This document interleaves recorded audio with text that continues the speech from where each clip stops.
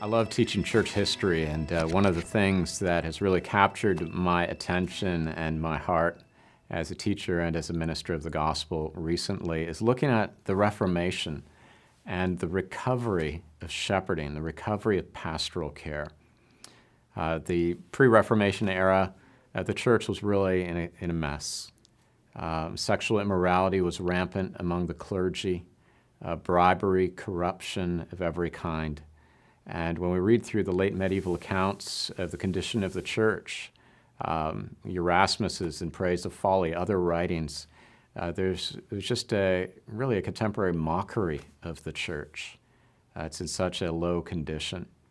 And so how did God graciously not only bring the gospel to the hearts and minds of people like Martin Luther, John Calvin, Martin Bucer, and others, but also transform them through his word to recover actual ministry in the church?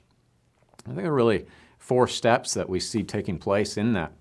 The first step is a recovery of the offices. What are the actual offices of the church? So a renewed awareness of what it means to be a minister or a teaching elder, ruling elders, deacons, their roles and places in the church.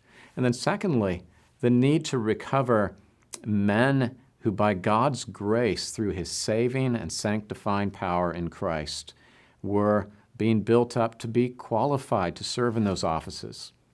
And part of that qualification of the shepherds was also the continued shepherding of the shepherds, is what you see in the Reformation. So recovery of church offices, finding men suited for those offices by the grace of God, and then shepherding the shepherds. This was a major part of the life of ministry, the idea that ministry was done in fraternity.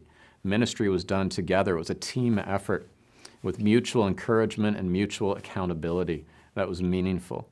And so the whole system of church government that developed at the time in terms of Presbyterianism, a reformed structure of church government. And then finally, flowing out of the recovery of the leadership of the church, you could have then a real shepherding of the flock. And so ministering to, visiting the members of the churches, shepherding them, meeting with them, getting to know them, walking alongside them, and feeding them and nurturing them in the Word, and encouraging them then to shepherd each other. And that whole package, that amazing package, is what we see recovered painfully at times and with suffering and struggle in the time of the Reformation. And it's a story that very much is relevant for us today.